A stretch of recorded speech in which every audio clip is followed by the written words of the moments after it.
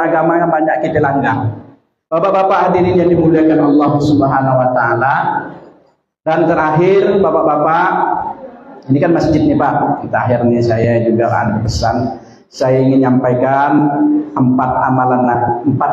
amalan Masjid Nabawi juga Pak. Ini jarang, kadang-kadang masjid-masjid kita ini jarang bikin 4 amalan Masjid Nabawi. Yang pertama, dakwah ilallah. Jadi di Masjid Nabawi itu hidup suasana dakwah, suasana yang menyampaikan pesan-pesan agama. Kadang-kadang di masjid kita ini Pak, menyeluruh lah saya perhatikan, jarang ada pengajian-pengajian Pak, lekat sembahyang balik, lekat sholat balik, nah habis cerita. Jadi tidak ada cerita-cerita agama, ilmu, pengetahuan agama, jarang kita dapatkan. Kecuali kita khutbah Jumat aja, nah, baru kita dapatkan. Jadi suasana Masjid Nabawi itu dia bikin halakoh-halakoh macam kita gini, satu memberi tausiah, satu yang dengarkan, mengambil ilmu pengetahuan dari Rasulullah. Yang kedua adalah dia juga adanya zikir ibadah. Di dalam masjid itu dibikin amalan-amalan zikir, amalan-amalan ibadah, sholat, zikir. Yang ketiga, ta'lim wa ta'lum, belajar mengajar.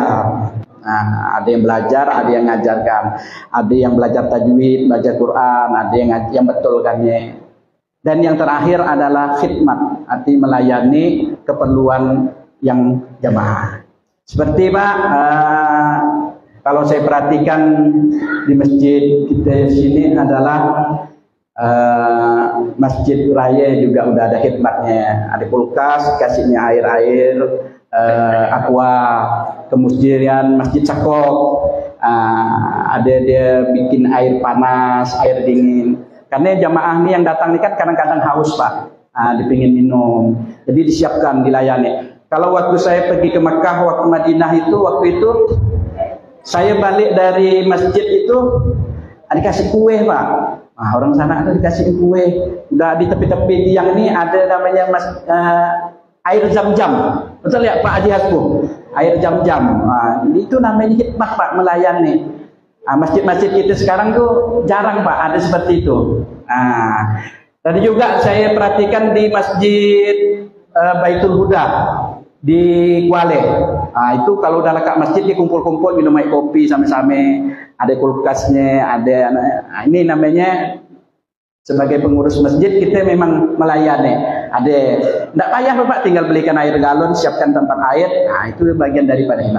Apabila ini kita buat di masjid kita, maka insya Allah orang senang datang masjid. Dan juga di masjid itu juga Pak, ya. Kalau orang nak tidur, tidak usah kita larang Pak. Tidak usah kita larang kalau nak tidur, karena dia kadang-kadang letih, kekepaan. Ya, maka di Masjid Nabawi di sana pun juga banyak orang yang tidur berlampar sambil nunggu waktu sholat, ya kan? Inilah namanya memakmurkan masjid kita, sambil nunggu ngaji. Ini bagian daripada kita melayani umat, sehingga umat itu senang kepada masjid. Apalagi sekarang Pak, anak-anak kita ini model tidak suka dia pergi ke masjid. Ini generasi penerus kita Pak. Kalau udah anak-anak kita ini udah tidak suka ke masjid, kita yang tua-tua ini udah meninggal dunia, siapa yang nak ngisi masjid nih? Siapa yang meneruskannya? Maka oleh karena itu kita didik juga anak-anak kita Pak. Kita motivasi dia untuk TPA, belajar mengaji, sekolah agama, supaya nanti adalah meneruskan daripada masjid kita ini, dakwahnya. Maka nanti kalau tidak kita bikin tim generasi penerus Pak, bisa jadi nanti yang nak khutbah tidak ada Pak, tidak ada yang bisa. Jadi imam masing-masing nyorongkan. Karena apa? Bisa jadi tidak tahu. Oleh karena itu kita perlu mempersiapkan generasi penerus kita nanti supaya generasi kita ini bisalah meneruskan perjuangan agama Islam ini Pak. Bapak-bapak hadirin yang dimuliakan oleh Allah Subhanahu wa taala, mungkin hanya ini yang dapat saya sampaikan. Semoga bermanfaat bagi kita semuanya. Yang benar itu datangnya dari Allah, yang salah itu dari kehilapan saya sendiri. Dan saya tutup, mari kita tutup supaya tidak majelis kita ini tidak dikatakan majelis lalai, dengan doa kifaratul majelis. Subhanallah wa bihamdi, subhanakallah wa bihamdika, asyhadu an